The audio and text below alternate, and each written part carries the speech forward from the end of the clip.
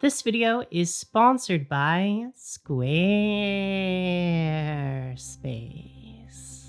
Over the past few months, I have been slowly building up a brand new Dark Angels army. I started out with some basic troops, slowly added in some characters, but now I think it's time for something a little bit more substantial. That's right, it's our first ever Space Marine Dreadnought. Ever since the summer of 2023 when the Leviathan box came out, I have had this Ballistus Dreadnought sitting on my shelf, and this week I'm finally ready to deal with it and build it into a Dark Angel. But before we start painting it, I do want to do a little bit of kit bashing. Starting with this piece, which is a spare banner from the Inner Circle Companions kit, gifted to me by our local Emperor's Children player who converted some of those Inner Circle Companions into filthy Slaanesh worshippers. However, he was nice enough to gift me all of the Dark Angel specific bits, but the main thing I'm interested in using is this banner. As a few months ago, I think it was on Reddit, maybe in /Unforgiven, I saw someone use this same banner as the faceplate for a Dark Angels Dreadnought. I cannot find the post, I've looked for it, I cannot find that original post, but this is your idea, so whoever did that originally, here's me giving you credit. And if you comment on this post, I will link your original creation in the description. But anyway, after clipping off the original faceplate, this banner is an almost perfect fit. Or at least the front of the banner is. For the back of the banner, I was able to use it as a sort of actual banner, or I guess more of a statue where a normal banner would be on a Dreadnought. And taking a look into my bits box for a few more bits to add to this Dread, I found this wooden shield from Cities of Sigmar to use as a massive tilting shield on the front of the Dread. I thought this was especially appropriate because my Dark Angels have a sort of woodland theme, so if I can incorporate some wooden elements into this Dread, that would be great. And I also placed this big book of lore here, which I think is a spare piece from the Sanctifiers kit or maybe the Inquisitorial Agents kit. Beyond this, I wanted our Dreadnought to have a tabard, just like the rest of the Dark Angels in my army. So I grabbed this cloak from one of the easy-to-build Stormcast Praetors from the Dominion box that I never used, glued it down into place with sprue goo, added a second bit of Stormcast cloak over top of this to fill the gap, I think this was from the same figure, and then I topped the whole thing off with even more sprue goo and another Cities of Sigmar shield, which functions as a sort of belt buckle to disguise all of the join points of the cloaks. I stole another tiny flag piece from a Stormcast Praetor to create a sort of scroll trailing down beneath the tilting shield. And at this point we could absolutely call it here and start painting our Dreadnought. But while I was going through the Dominion box, I came across a very large pair of actual angel wings. I stole these from Indrasta, I believe her name is, which I also never painted. And it ends up these fit perfectly draped over the shoulders of our Dreadnought, kind of like a cloak. To fill things out, I added some bits of sprue under the wings on the shoulders to make them look like they had been attached to something. And then I filled in all the other remaining spaces that I thought looked a little sparse with various bits like this exhaust port looking thing from the Boarding Actions Terrain kit, and this library book, which I moved over here after I decided to put the wings on the other shoulder. After this, the one thing that was kind of bugging me was that the Dark Angel statue banner thing looked a little unfinished along its edges. So using a few of these Cupid's arrow themed toothpicks that I bought at the dollar store last Valentine's Day, I created these two metal rods to frame the statue. I also added two shorter versions of these same pointy things to the back of these sprue bits that I had added to the shoulders, because I had this idea that I could then attach these jewelry chains to the spiked rods for extra grimdark points. The concept here is that I'm trying to make it look like these angel wings are attached to the shoulders using these chains and wrought iron racks. As recently, I have been reading Luther, First of the Fallen, which is a great Dark Angels book, highly recommend it. And in that book, they describe how the knights on Caliban have this tradition of hunting these great beasts that have been corrupted by chaos. So I thought maybe the Dark Angels might carry on that tradition in some way. So maybe these massive angel wings are almost like a hunting trophy that they're hauling back from a hunt, and they've strapped it to the back of this Dreadnought with all of these chains, just so it stays on there and looks imposing in the meantime. But anyway, with all of the chains artfully arranged using super glue, I finished things up by adding my typical Dark Angels woodland basing scheme to the base, starting off by using a few large pieces of driftwood to look like fallen lumber, ripping them into pieces in a few places to give them a more natural wood look, and I followed this up by adding a few larger pieces of slate to the base to represent larger rocks and rough terrain. After this, I finished things up by doing some flower arrangement style foliage using various bits and pieces from my dried foliage collection. Make sure to check out my basing secrets video, linked down in the description if you want a full rundown on how I approach these types of bases and what materials I use. And finally, I locked down everything into place by using some basing paste, into which I squished a few grass and flower tufts to give things a little bit more foliage. And with our Dreadnought complete, it's finally time to start painting. But do you know what else is kind of like painting? That's right, it's this video's sponsor, Squarespace.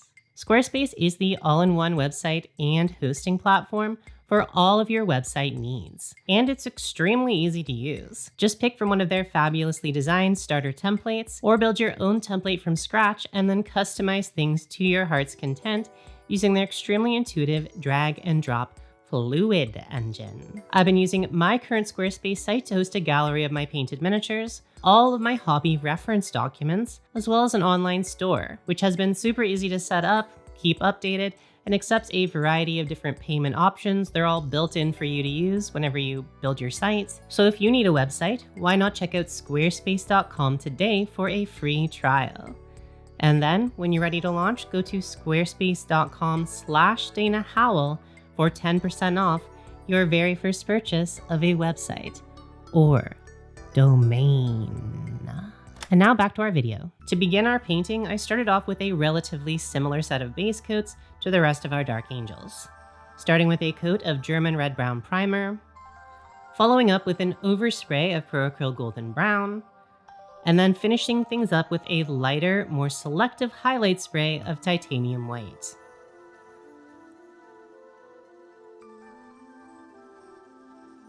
I then sprayed some speed paint hardened leather from the sides of the base to give the ground scatter a nice earthy brown look, as well as upwards onto the model to give some warm brown shadows, as well as coloring in any of the wood panels with this color as well.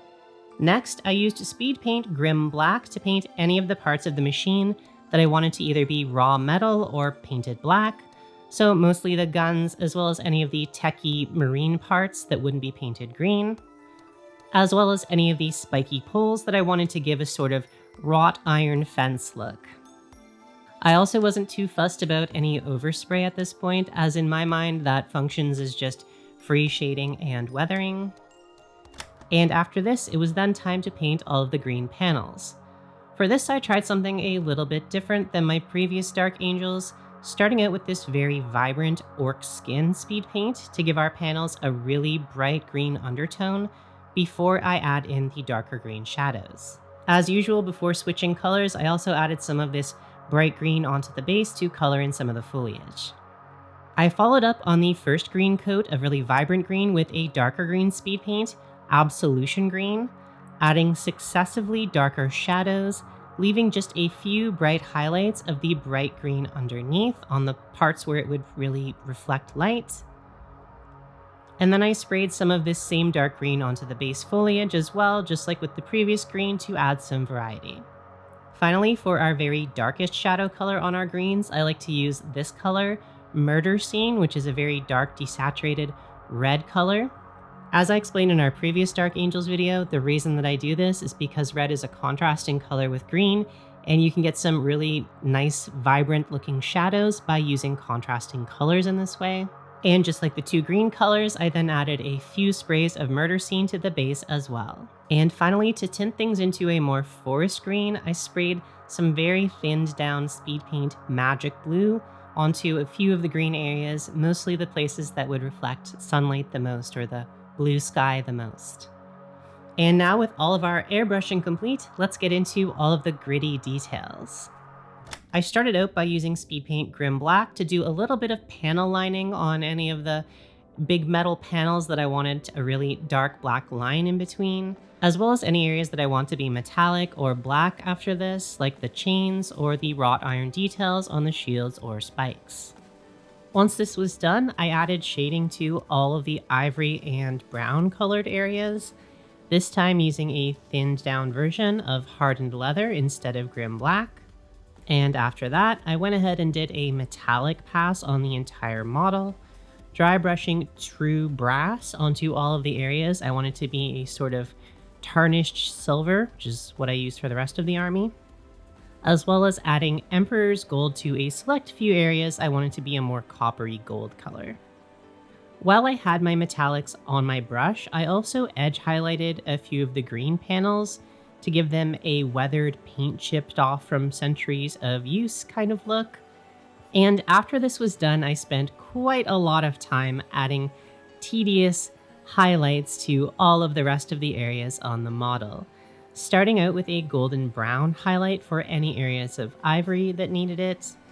I mostly used an edge highlighting technique for this, but on the wings, I also used a sweeping motion to create a feather-like texture. And once this first pass of highlights was done, I went over all of the areas once again with Pro Acryl Ivory to give them a final edge highlight to really make things pop. Next, I added a round of edge highlighting to all of the green armor panels, starting out with Pro Acryl Green, and following this up with a 50-50 mix of Marine Mist and Pro Acryl Green. I also added a few scratches to all of the green panels as I went to add a bit of visual interest and to show that this armor is quite old and has seen a lot of combat over the years. And in some areas where I went a little bit too far with these scratches, making them a little too wide, I used some matte black paint to turn these scratches into deeper crevices or gashes in the armor by adding a little bit of black into the center of the scratched area or towards the edge of the highlighted area for any areas of excess highlighting on the panel edges. As I was doing this, I realized that this dread had a crux terminatus sculpted into it, which means that he really should be a bone white Deathwing dread. But because I didn't want to repaint the entire dread in a bone white color scheme, I instead just used my Dremel to remove the symbol entirely. I painted over this with some brush-on primer and then with some green paint, and finally I added a Dark Angels decal on top of the area, which I would also later realize is a Deathwing exclusive symbol. So I'll replace this again later, but before I realized this, I did a bunch of other things, including painting the Third Company's crest onto the tilting shield, and then layering on a few red areas onto the model as well, starting with a base coat of Blanched Berry, following this up with a highlight of Burnt Red, and then a final highlight of Bold Pyro Red. Beyond this, I did a rust and grime pass on the entire model, adding areas of caked on dirt and rust using a thinned down version of Pro Acryl Mahogany. I added a few handwritten notes onto the paperwork attached to the tilting shield at this point, and then I painted the lenses on all of the machinery, starting out with a base coat of Pro Acryl Ivory, and following this up with a coat of Army Painter Data System Glow, making sure to spread some of this color onto the areas where the light would reflect as well to give these lenses a sort of subtle OSL look. While I was waiting for this to dry, I added on a few more waterslide transfers, mostly from the Space Marine and Dark Angels decal sheets, but also one from the Cities of Sigmar transfer sheet, as it has a ton of great stuff for made-up knightly heraldry. I highly recommend you check it out if you're looking for stuff for your Bretonnians or more knightly looking Space Marines. And finally, after all of this, I realized I have used yet another Deathwing symbol on our boy, so I went back and covered this up with several layers of green paint. While these layers of green paint were drying, I also used this time to add a few more hand-painted details to the rest of the model. And finally, I added a much more lore-compliant gold Dark Angels symbol to our now completed Dark Angels Dreadnought. And that's about it. That is our first ever Dreadnought completed for my new favorite Space Marine chapter, the Dark Angels. This brings our total list up to 725 points, or 850 points if I ever get around to finish painting Azrael. And I think at this point, my next move will either be to get some Inner Circle companions if I can find them for a good deal, or to just wait until the 11th edition box comes out in a month or two, because you know I'm going to convert all of those into Dark Angels, and that's going to be a huge project. In general, both me and my gaming group are feeling pretty excited for Warhammer 40k 11th edition.